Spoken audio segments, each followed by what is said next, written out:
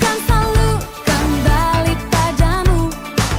Yang ku perlu hanyalah Kau Tuhan. Cintamu membuatku mengerti siapa aku yang sebenarnya.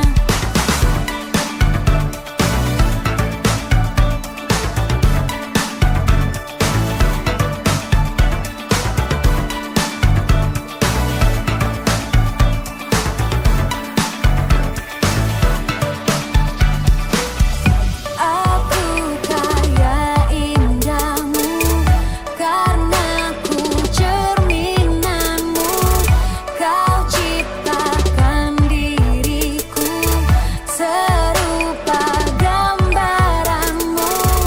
Aku karya indahmu karena ku cerminanmu. Kau ciptakan. Shalom teman-teman Joy Gen. Walaupun situasi kita masih kayak gini, kita harus masih beribadah online di rumah. Maka dari itu kita tetap harus semangat untuk memuji nama Tuhan, menyembah Tuhan. Kita mau masuk hadirat Tuhan.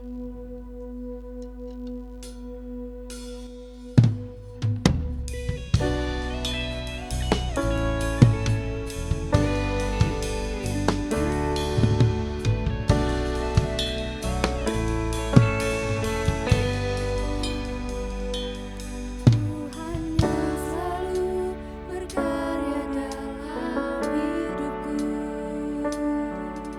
ajakku jalan dengan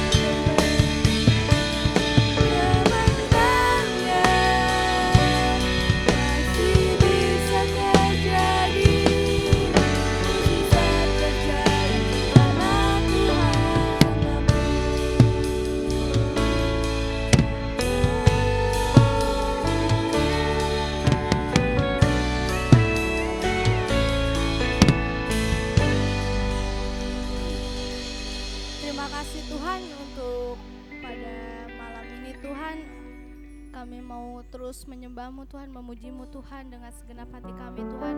Biarlah Engkau berkati Tuhan ibadah kami Tuhan dari awal hingga akhir Tuhan. Terima kasih Tuhan, hanya di dalam nama Tuhan Yesus kami telah berdoa dan mengucap syukur. Haleluya. Amin. Amin. Masih semangat teman-teman Joy Gang? Semangat teman-teman, kita yakin Semangat, kalau kita teman-teman. adalah anak pilihan Tuhan. Iya.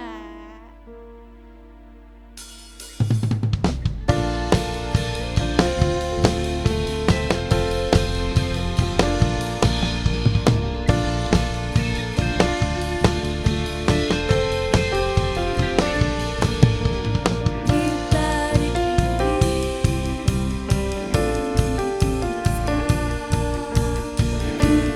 beritakan perbuatan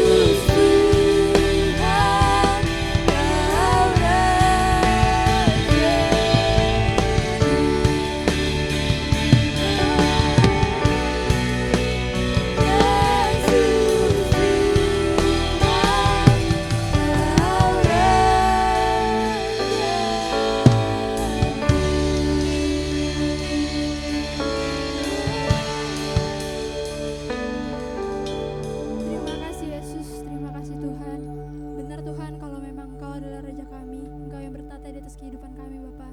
Sebentar kami akan melanjutkan ibadah kami Tuhan, kami akan mendengarkan sebagian dari firman-Mu. Kiranya Engkau yang terus menjaga hati kami agar kami dapat mendengarkan firman-Mu dengan baik dan menanamkannya Tuhan di hati kami.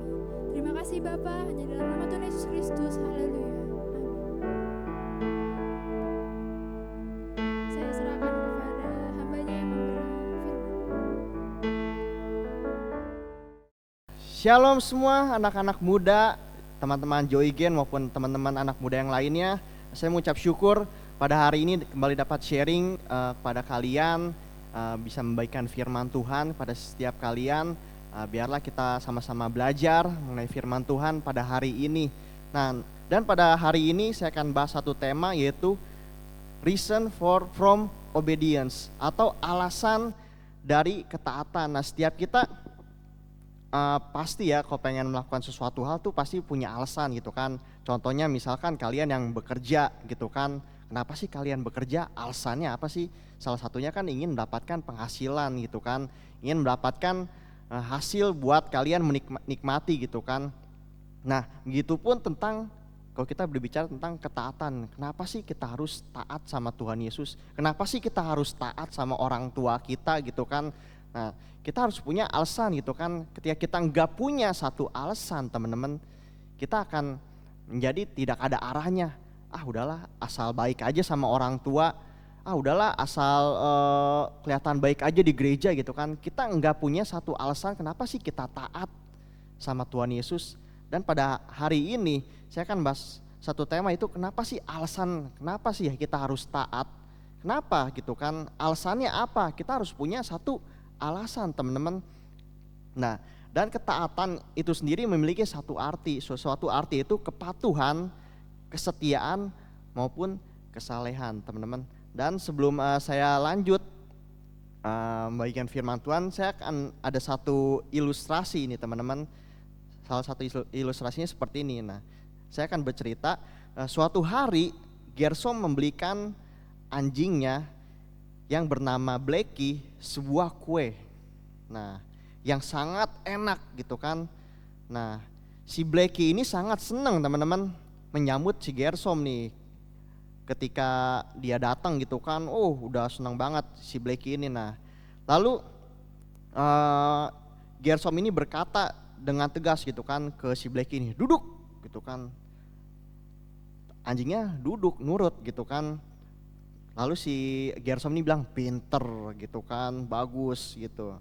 Nah, kata Gersom sambil menepuk-nepuk kepala si Blacky ini, lalu memberikan kue tersebut gitu kan, dikasih gitu kan. Betapa bahagianya si Blacky mendapatkan kue tersebut gitu kan. Nah, bahagia banget gitu. Pertanyaan pertama, apakah si Blacky ini mendapatkan kue itu karena ia taat? Jelas, bener.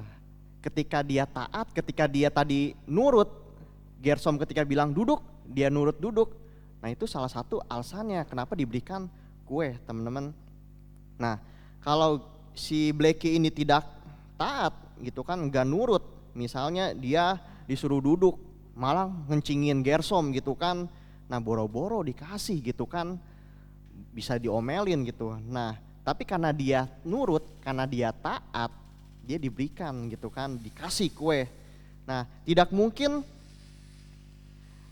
si Blacky ini mendapatkan kue gitu kan kalau dia nggak nurut. Jadi kesimpulannya, karena si Blacky ini taat, maka ia mendapatkan kue tersebut. Ketika dia taat, si Blacky ini taat, dia dikasih kue sama Gersom. Nah, kesimpulan tersebut tidak salah, teman-teman, nggak salah. Namun kalau kita berhenti sampai di situ, kita akan kehilangan gambar secara keseluruhannya. Nah, kalau teman-teman ingat tadi saya bercerita di awal, nah bukan hanya karena Blacky ini taat ia mendapatkan kue gitu kan. Siapakah yang berinisiatif memberi kue tersebut? Siapa, teman-teman, coba ingat yang berinisiatif? Yang berinisiatif yaitu Gersom. Dia emang sudah berinisiatif mau memberikan kue. Nah, karena ini berinisiatif gitu. Bukankah Gersom gitu kan? Nah, ketaatan Blacky bukanlah penyebab dari perolehan kue, melainkan Gersomlah yang sejak semula berniat untuk memberikan kue tersebut kepada si Bleki nih. Bleki memang sudah seharusnya taat kepada Gersom. Kue itu adalah anugerah yang Gersom berikan pada si Bleki. Bukan karena ketaatannya, melainkan karena Gersom menetapkan sejak semula untuk memberikan kue tersebut sebagai imbalan atas ketaatan si Bleki. Perhatikan bahwa niat Gersom mendahului ketaatan si Bleki. Nah, ilustrasi semacam ini teman-teman sering digunakan untuk menggambarkan sifat dari perjanjian antara Allah atau Tuhan Yesus dan manusia. Dalam perjanjian tersebut Allah berjanji memberikan berkat berupa hidup yang kekal gitu kan bersama Tuhan Yesus, nah lalu dan sebagainya kepada manusia dengan syarat manusia taat. Jadi kesimpulannya kalau manusia taat, manusia akan dapat menikmati hidup kekal bersama Allah. Tetapi kita harus sangat berhati-hati teman-teman dengan hal ini. Sekilas memang tampak berkat itu tergantung dari ketaatan kita gitu kan. Tetapi sama seperti hubungan tadi Gersom dengan Bleki. Nah, Bleki Allah lah yang sedari semula merencanakan untuk memberikan berkat tersebut. Seperti tadi Gersom dari semula memang sudah ingin memberikan kue. Begitupun Tuhan Yesus sudah ingin memberikan, memang mendahului dari ketaatan kita, ingin memberikan anugerah kepada kita, keselamatan pada setiap kita. Nah, kita taat kepada Allah karena memang sudah seharusnya demikian. Allah juga tidak wajib memberikan imbalan ketika kita taat. Namun Allah dari semula sudah menetapkan bahwa Ia akan memberikan imbalan atas ketaatan manusia. Maka ketaatan kita bukanlah penyebab dari imbalan itu, berkat tersebut, melainkan anugerah Allah sajalah yang menjadi alasan utama Allah memberikan anugerah atau imbalan tersebut. Anugerah Allah mendahului ketaatan kita. Nah, jadi dari tadi di awal teman-teman, ilustrasi di awal kita akan bahas satu tema, yaitu alasan dari ketaatan. Kenapa sih kita harus taat pada Tuhan Yesus? Seperti yang tadi di awal saya bilang, ketaatan adalah kepatuhan. Salah satunya itu berbicara tentang kepatuhan teman-teman. Nah, melakukan kehendak Bapa akan berakhir dengan buah yang indah. Kalau teman-teman ingat minggu kemarin Ko Sandi sharing bawain firman Tuhan gitu kan, di awal dia berbicara tentang Adam dan Hawa teman-teman gitu kan. Dia Ko Sandi bilang Adam dan Hawa tuh bukan robot gitu kan yang sudah diprogram. Misalkan kalau robot kan udah diprogram harus A, B, C gitu kan. Tapi manusia diciptakan, Adam dan Hawa diciptakan itu nggak seperti robot. Dia memiliki kehendak. Makanya ketika Tuhan Yesus bilang kamu jangan makan buah pengetahuan yang baik dan benar ini ya. Ketika Tuhan Yesus sudah berbicara seperti itu, sudah memberikan perintah gitu kan. Tapi apa yang terjadi? Mereka jatuh dalam dosa. Mereka memilih, mereka tergoda, mereka makan buah pengetahuan baik dan jahat. Mereka jatuh. Nah, melakukan kehendak Bapa akan berakhir dengan buah yang indah. Nah, ketika kita taat teman-teman sama Tuhan, itu akan berakhir dengan sesuatu yang indah. Kalau kita belajar dari minggu kemarin di awal, Ko Sandi bilang, apa akibat dari Adam dan Hawa tidak taat? Jatuh dalam dosa. Nah, jadi di awal ini saya ingin berbicara melakukan kehendak Bapa akan berakhir dengan buah yang indah teman-teman, yaitu menjadi anak-anaknya yang berkenan. Nah, kalau kita melakukan kebaikan gitu kan, kita berbuat baik, kita nurut sama orang tua kita juga pasti seneng. Salah satu contohnya gitu kan, seneng, bahagia ngeliat kita baik, bisa jadi berkat buat orang lain, ngebantuin orang lain, orang tua kita pun seneng gitu kan. Nah, seperti Tuhan Yesus melihat setiap kehidupan kita teman-teman, kalau kehidupan kita berkenan, dia juga senang teman-teman. Nah, masuk dan menikmati kehidupannya yang kekal dalam kerajaannya. Memang untuk hidup dalam ketaatan itu bukanlah sesuatu yang mudah, jelas. Banyak tantangan pada saat-saat sekarang anak muda gitu kan, yang mengganggu, yang menghadang untuk kita tuh taat. Apalagi sekarang gitu kan, kita nggak bisa datang ibadah secara langsung ke gereja gitu kan, kita online, kita mungkin nggak bisa dipantau secara langsung sama dari ketua-ketua di gereja gitu kan. Nah, itu memungkinkan kita bebas melakukan banyak hal. Misalkan ditanya gitu kan, kamu udah ibadah online belum? Kita bisa bilang udah, tapi ternyata sebenarnya belum, teman-teman. Nah, pada saat sekarang itu sangat memungkinkan. Nah, makanya daripada itu kita belajar taat pada saat hari ini. Untuk hidup taat memang tidak mudah, teman-teman. Itu bukanlah sesuatu yang mudah, tapi bukan berarti nggak bisa. Bisa. Nah, jadi kita sama-sama mau belajar. Kita mau belajar mau taat. Persoalannya itu mau atau tidak untuk hidup dalam ketaatan. Permasalahannya mau atau tidak gitu kan.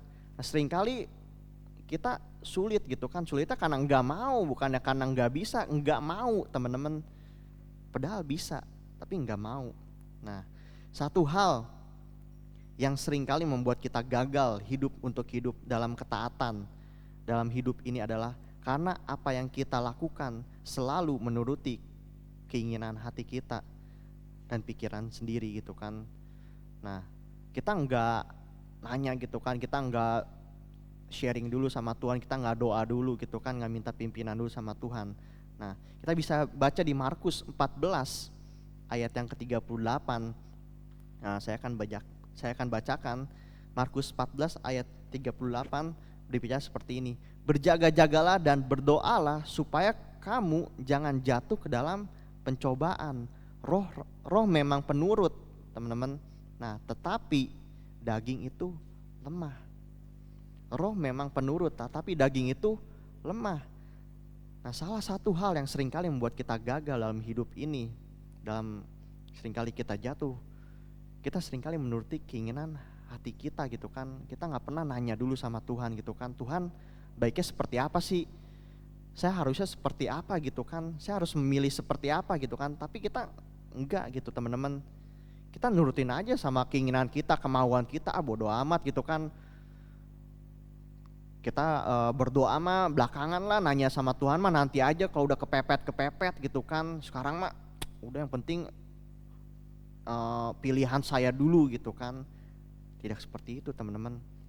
Seringkali hati kita justru yang bisa menipu setiap diri kita. Seperti di ayat 38, berjaga-jagalah dan berdoalah.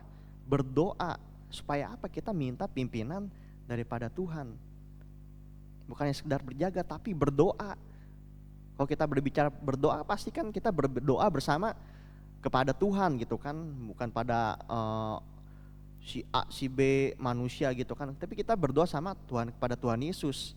Nah, roh memang penurut, tapi daging lemah.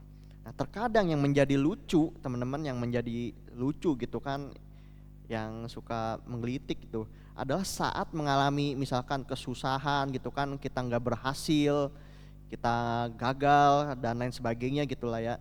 Karena kita mengandelin itu seringkali udah gagal, kita ngandelin diri kita sendiri gitu loh. Saya mah mampu gitu kan, saya masih kuat gitu. Saya bisa gitu kan. Kita ngandelin diri kita sendiri. Nah, pas kita jatuh, kita gagal.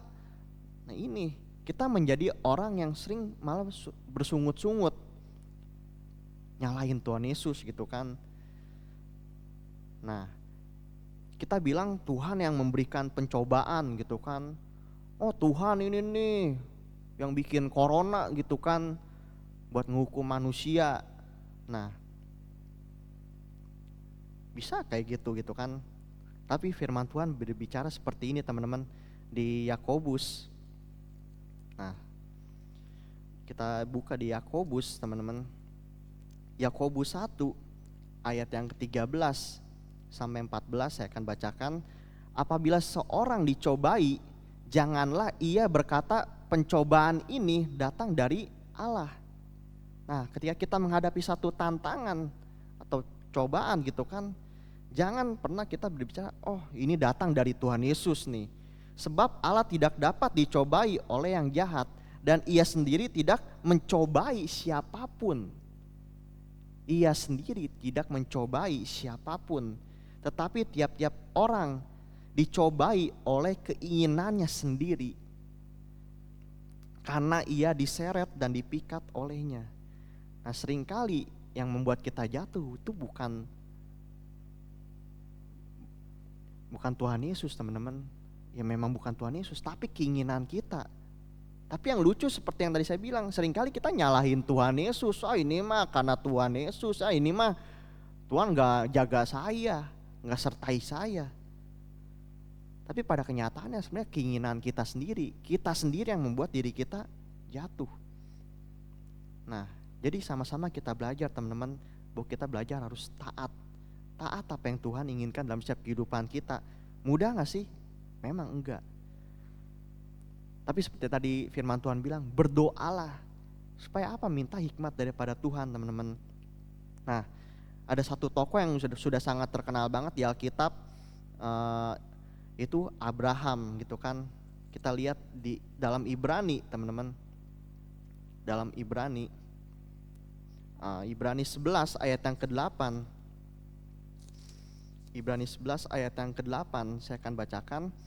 Karena iman Abraham taat ketika ia dipanggil untuk berangkat ke negeri yang akan diterimanya menjadi milik pusakanya, lalu ia berangkat dengan tidak mengetahui tempat yang ia tuju.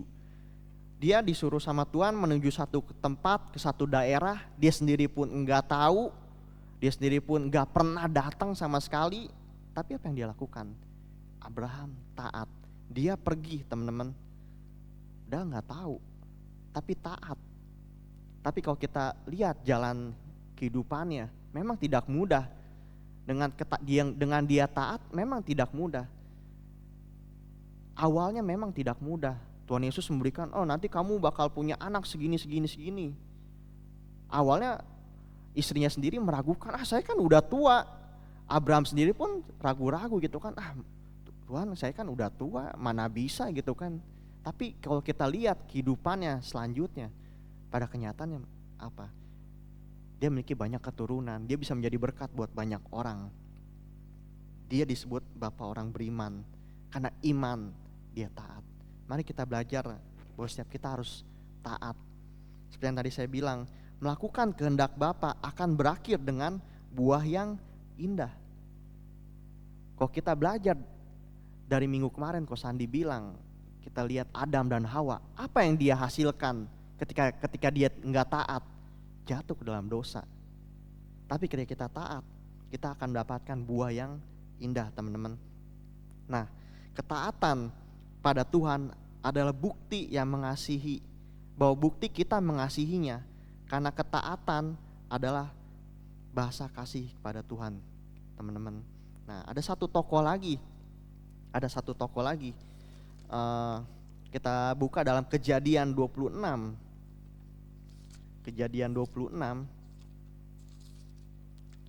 Kejadian 26 ayat 1 sampai ayat yang ke-12, tapi saya akan bacakan secara cepat. Nah, di sini berbicara tentang Ishak di negeri orang Filistin. Nah, maka timbullah kelaparan di negeri itu. Ini bukan kelaparan yang pertama yang telah terjadi dalam zaman Abraham. Sebab itu Ishak pergi ke Gerar kepada Abimelek raja orang Filistin, teman-teman. Lalu ayat yang kedua, lalu Tuhan menampakkan diri kepadanya serta berfirman, janganlah pergi ke Mesir, diamlah di negeri yang akan kukatakan kepadamu. Ayat 3, tinggallah di negeri ini sebagai orang asing, maka aku akan menyertai engkau dan memberkati engkau. Sebab kepadamulah dan kepada keturunanmu akan kuberikan seluruh negeri ini, dan aku akan menepati sumpah yang telah kuikrarkan kepada Abraham ayahmu. Lalu ayat 6 saya akan loncat, bilang seperti ini ayat 6. Jadi tinggallah Ishak di Gerar. Apa yang Ishak lakukan ketika Tuhan Yesus bilang, kamu jangan tinggalin kota ini, kamu tetap tinggal. Ishak taat. Ketika Ishak taat dan Tuhan Yesus menyajikan sesuatu hal, kalau kita baca di ayat yang ke-12, teman-teman, maka menaburlah Ishak di tanah itu, dan dalam tahun itu juga ia mendapat hasil 100 kali lipat. 100 kali lipat sebab ia diberkati Tuhan. Dari ketaatan dia teman-teman, dia mendapatkan hasil, dia mendapatkan berkat daripada Tuhan. Nah, adakah setiap kita anak-anak muda belajar mau taat? Taat dengan apa yang orang tua kita kasih tahu. Mungkin sulit gitu kan. Terkadang saya pun sulit menerima gitu kan masukan dari kayak orang tua. Kadang kayaknya nggak cocok gitu kan, atau siapa yang ngasih masukan pada kita gitu kan. Tapi pada hari ini kita belajar mau taat teman-teman. Agar apa sih? Jangan sampai kita jadi seperti Adam dan Hawa, ternyata jatuh gitu kan. Ketika dia mementingkan dirinya sendiri, ketika dia ingin memenuhi keinginannya, dia nggak taat sama Tuhan, dia jatuh. Jangan sampai kita jadi jatuh gitu kan. Kita nyesel kemudian. Tapi kita belajar taat seperti Ishak, seperti Abraham. Ketika mereka taat, ada hasil yang didapatkan, meskipun memang tidak mudah melalui banyak proses kehidupan, tetapi belajarlah taat teman-teman. Kita sama-sama mau belajar taat. Nah, mengapa sih kita perlu taat? Alasan kenapa sih kita perlu taat dalam kehidupan kita kepada Tuhan Yesus? Kenapa sih kita perlu taat pada Tuhan gitu kan? Seperti yang tadi saya di awal bilang, ketika kita nggak punya satu tujuan gitu kan, kita akan nggak ada semangat gitu kan. Udahlah, asal jalanin hidup aja gitu kan.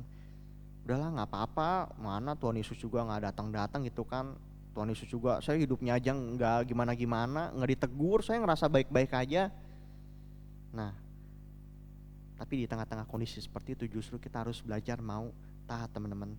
Mengapa perlu kita taat pada perkataan Tuhan dalam setiap firman Tuhan? Apa yang Tuhan bilang melalui firman Tuhan di Alkitab, melalui hamba Tuhan yang kita dengar dimanapun itu gitu kan, di YouTube atau secara langsung di gereja, itu kan kenapa sih alasannya? Nah, kalau kita buka dalam Kisah Para Rasul teman-teman, kita buka dalam Kisah Para Rasul, Kisah Para Rasul 20 ayat yang ke-20, ayat yang ke-28, Kisah Para Rasul 20 ayat yang ke-28. Di sini saya akan bacakan, karena itu jagalah dirimu dan jagalah seluruh kawanan, karena kamulah yang ditetapkan Roh Kudus menjadi penilik untuk menggembalakan jemaat Allah yang diperolehnya dengan darah anaknya sendiri. Di sini gimana perpisahan Paulus dengan para penatua jemaat di Efesus. Nah, kenapa sih kita harus taat teman-teman dengan perkataannya Tuhan? Karena itu sudah memang menjadi tugas kita. Kenapa itu menjadi tugas kita? Karena Tuhan Yesus yang sudah menebus setiap kita. Nah, kita diselamatkan sama pengorbanannya Tuhan. Nah, kenapa kita harus taat? Yaitu karena memang sudah menjadi tugas kita. Tuhan Yesus sudah menebus setiap dosa kita, kesalahan kita, yang harusnya kita jatuh dalam dosa ke neraka gitu kan, tapi kita diselamatkan. Nah, tapi karena pengorbanan Tuhan kita diselamatkan. Dan sekarang tugasnya kita teman-teman untuk taat pada Tuhan. Seperti tadi Paulus memberitahukan pada penatua jemaat, urus nanti jaga jemaat-jemaat Tuhan yang sudah Tuhan tebus melalui pengorbanannya dia gitu kan. Nah, ia sudah berkorban bagi setiap kehidupan kita, kita sudah menjadi miliknya teman-teman. Karena itu sudah semestinya bila kita taat itu pada apa yang dikatakan olehnya, itu sudah semestinya kita taat. Kita taat bukan supaya kita diselamatkan, tapi kita taat karena sudah memang kita diselamatkan teman-teman. Kita taat bukan supaya kita diselamatkan, tapi taat karena sudah diselamatkan. Itu sebabnya ketaatan ini juga seharusnya timbul dari hati kita, bukan karena paksaan teman-teman. Coba teman-teman ngelakuin suatu hal karena terpaksa gitu kan, pasti nggak enak teman-teman. Nah, kita mau ini timbul dari hati kita yang mengasihi Tuhan Yesus. Nah, kita melakukan karena kita ingin melakukannya, bukan karena terpaksa. Nah, jadi yang pertama, kenapa sih kita taat? Karena itu sudah memang menjadi tugas kita. Karena Tuhan Yesus telah menebus setiap kesalahan kita, dosa kita. Lalu yang kedua, kenapa kita harus taat? Alasannya kenapa sih? Karena kita akan mendapatkan berkat, teman-teman. Seperti tadi di awal saya cerita gitu kan, ada Abraham, ada Ishak. Apa yang mereka dapatkan ketika mereka taat? Berkat yang daripada Tuhan. Meskipun sekali lagi prosesnya itu tidak mudah. Nah, dalam 1 Yohanes teman-teman, dalam 1 Yohanes 3,